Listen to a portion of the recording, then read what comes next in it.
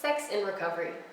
I talked about it before and I'm going to talk about it again because I wasn't really expecting the many comments that I received on the post, and so I'm sharing some more juicy details of my own experiences as well as some of the recollections that I received from you in the comment section, so thanks a lot for those.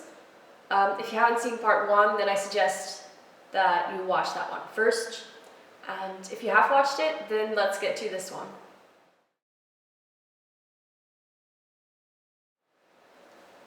So let's start with those juicy details that you are probably here for, my experiences.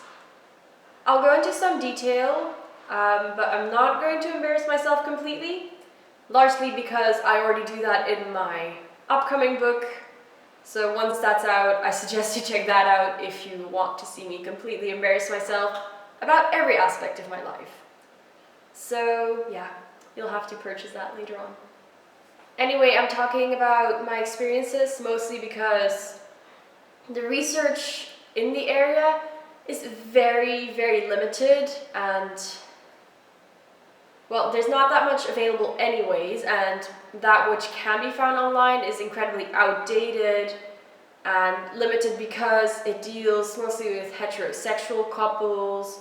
It's descriptive, quantitative, cross-sectional data, and as a psychology student, I don't really approve of that. So yeah, back to my university love story, I guess. A nice little case study. During Freshers Week is when I met this significant other person, and during Freshers Week is also when, for my channel, I was recording my Freshers Week at Uni video.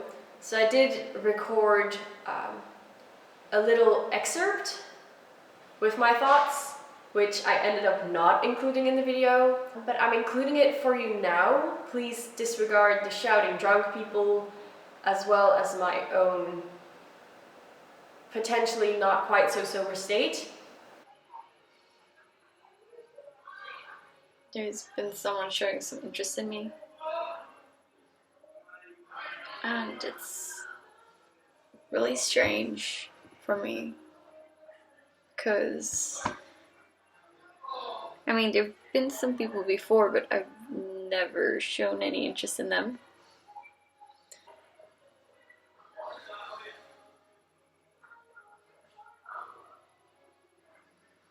I'm not the kind of person to be in a relationship. I'm not good at that kind of stuff.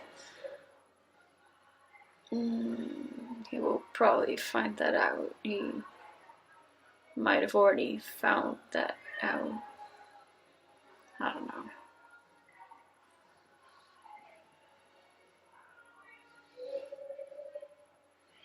I'm not the kind of person that moves forward very quickly in a relationship. At all. Anyway, I don't know what you take away from this video, but I certainly see a motif of I'm not really ready for this.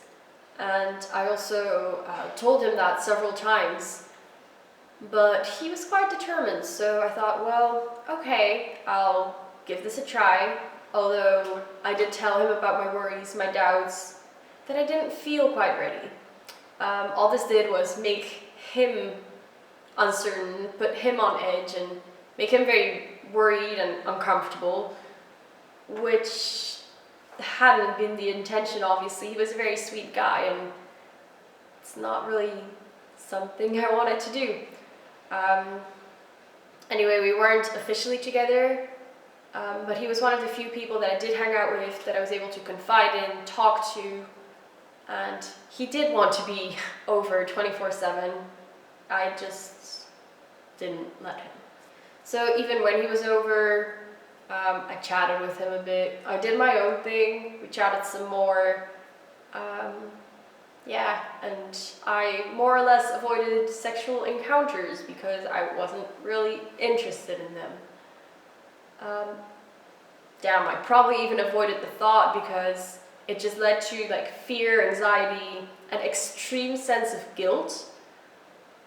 Although I was able to get emotionally quite close to him, and I'm able to generally get emotionally quite close to people, Anyway, this tension remained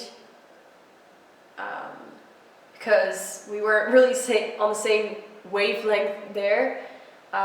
Because of this tension, I did find some ways to, I guess, unconsciously sabotage the relationship that wasn't really a relationship. So yeah, not consciously, not purposely, and not without feeling a bit guilty about it.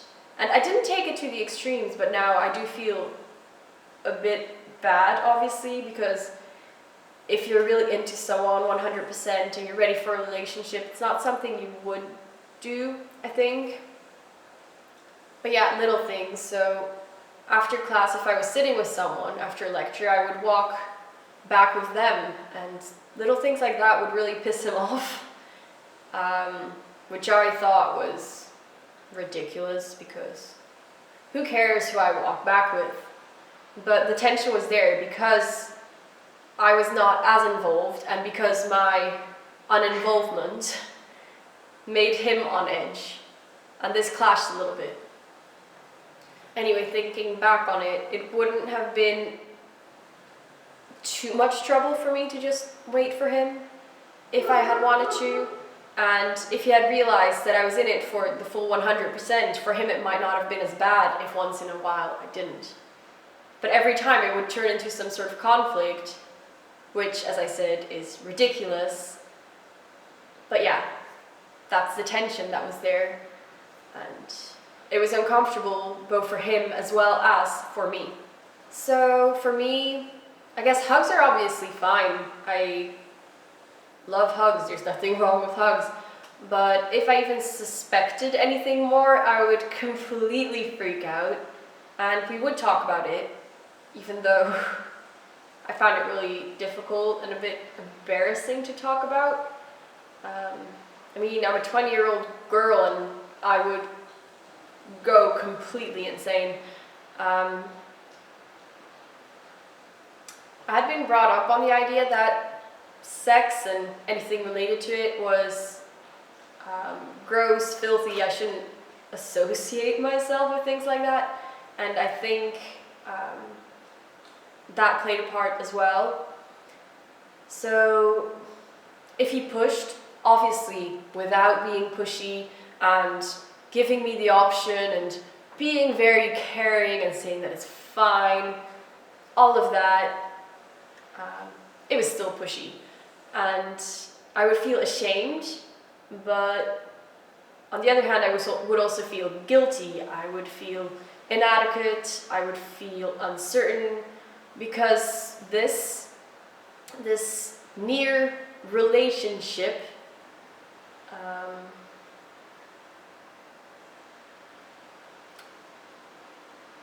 really highlighted this aspect that's still abnormal in my life, and even between us it did not go unnoticed or uncommented upon, which made me feel even more pressured.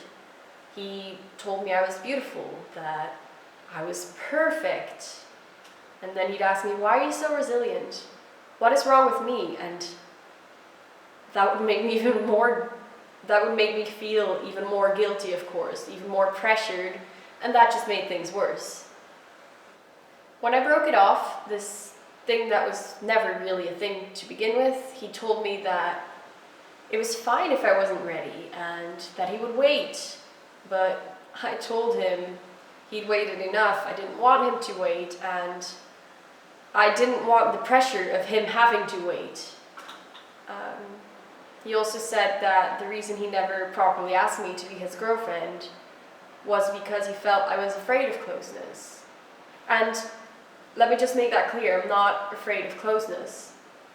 Just not ready to be sexually intimate, which is fine, which should be fine, it should be respected, but I guess that's just another part of recovery that you're going to have to deal with, and that is not talked about, which is stupid. It's ridiculous. It should be talked about. So yeah, on that day that I broke it off, we chatted for 4 hours. I told him several times to leave, and he was quite manipulative, and it was a terrible day, but I was happy that I had been able to cut him out of my life because he was not a healthy person for me to be with anyways, and I was quite proud of having been able to stand up for myself, even though it was so difficult. Since the ordeal, I have kissed a boy. Wow.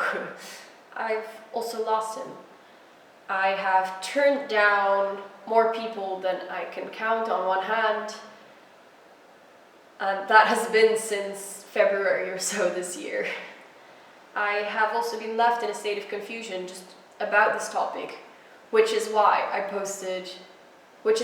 uploaded this first video to see what you all experienced in this general area. So that's where I'm still at, confusion.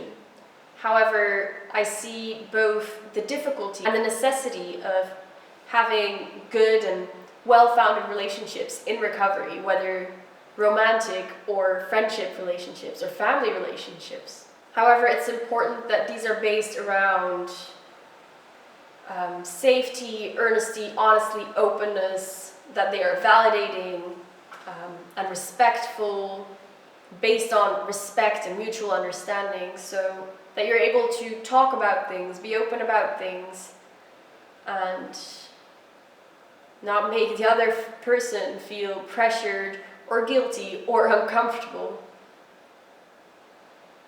And there's so many ways in which this can boost self-esteem and can help in recovery, but if any of these things is lacking, or if the relationship is not validating, is only making you feel bad or down, then it's worth reconsidering the relationship. It's important to talk and to create a balance between acceptance and change, expression, but also acknowledgement of the other person's thoughts and feelings. So do not let yourself be pushed into things that you're not ready for, but be sure to share your struggles and to be honest and open about things. So after my previous video, I realized that I'm not alone in this, and you are not alone. Although there's hardly mention of this side effect anywhere online, I found that 75% of women with anorexia experience decreased libido. According to the same study, which I'll link to below, the same is true for about 39% of those suffering from bulimia and 45% of those suffering from eating disorder not otherwise specified. After my past video, I also received a lot of comments from some of my subscribers and my followers, and I'd like to share these with you as well. I'm starting with an email I received from Paula, because I think it brings up a hell of a lot of pointed arguments and hypotheses that I think play a huge part in recovery and regaining a normal relationship with, well, relationships and with intimacy. So I'm just going to read that for you. So Paula emailed me saying, I'm a bit older than you, and I had a first boyfriend only last year. So when I turned 23, including the first kiss really, it didn't last long. He broke up with me when he realized I wasn't so keen to have sex. To be honest, the physical part of this relationship was awful for me. I was just doing it all to please him, because at this point I thought it's what one is supposed to do. Big mistake. However, after that, I did a lot of research into asexuality because I thought this might be my case. Well, it wasn't, and I realized that recently. I think having a menstrual cycle is the key. Of course, feelings are important, but it's mostly about hormones. When they work and you feel comfortable with a guy, it all just feels right. I'm not sure if I mentioned it before, but my period came back when I was dating a lot. I haven't found any reliable sources about that, but my hypothesis is that the body thought, hey, I might need to be able to produce children at some point soon. Let's give her her period. So I definitely think being surrounded by testosterone didn't hurt. I got my first period after 10 years in May 2016, so when I had my first boyfriend. Unfortunately, for some reason, it was only one period, and exactly a year later, I regained my period, and just when I started dating again. I think I'm weight restored, although I don't even know how much I weigh, more than after hospital, when my BMI was 21. I didn't do any exercise when I got my period, although I cycle to work, go on an occasional walk, so I do have a rather active lifestyle. I'm not in a relationship now, but I'm finally ready for that and open to it.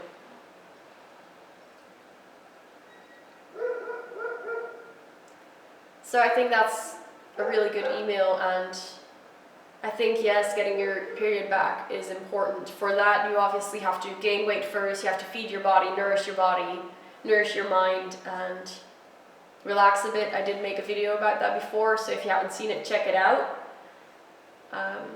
Weight restoration and having a proper relationship with food comes first, after which these secondary issues pop up and have to be solved. So yeah. I also received the following in the description box of my YouTube video. First one, I think this is an extremely important topic. It's really important when you're in recovery to surround yourself with people who accept you despite your eating disorder, and that understand that some days that's all you focus on. I've lived with my partner for the past 5 months now, and every day is always a struggle for both of us with my eating disorder. Some days I just panic too much, and because of this, the sexual part of our relationship has decreased more and more. He's accepting of that though, and he's willing to wait, but I consider myself very lucky to have him, because whenever I slip up, or whatever, he's always my shoulder to cry on. He's the first person who won't let my eating disorder isolate me from him, and he's just incredible, I guess. We still haven't had sex because of my eating disorder and past experiences, but we will get there someday. It's just baby steps. So I think it's great that she found the person, and if you're watching, he's a keeper. And yeah, I also got the following message from Emily. When I was in recovery, I did not want to be in a relationship. Sex was off the table. I knew I was too skinny and that nobody would find me attractive. I didn't even put on a bikini until after recovery. Then another one. This is a really good topic, as one of the reasons for my anorexia was that I was afraid of becoming older and an adult, and for me, anything sexual, or even just hugs from any male person, would give me a feeling of disgust. I used to think I was unable to have a real relationship. But now, after having been in a clinic, after 3 years of anorexia, my head has clicked and I am now recovered, happy and in a relationship with a guy who loves me and who I can live with without any limits at all. Another message from Patrici. I can't even imagine myself in a relationship. Like every time some guy shows some kind of interest in me, I run away. But I was even before my eating disorder, even though I was 16 when it started, so I think I'm just weird. Well, Patricia, I'm sure you're not just weird. I do the same thing, although I am a little bit weird. Anna says, because of my eating disorder, there was no room in my life for things other than mere survival. I didn't feel a thing. Only when I became weight restored did my menstrual cycle return and did I start thinking about sex and masturbation. I still feel like I am behind on my friends, but it feels better. I feel like, because of my recovery journey, I still feel a bit uncertain, which complicates issues. I think being at the right weight for some time will help, but because I don't really have curves, as some women do, because I missed my puberty because of anorexia, I'm afraid my libido is a bit lower anyways. This is possible, but of course if you gain the weight and get to your set point, I do think your hormones will get back to the levels they're supposed to be at. So keep going.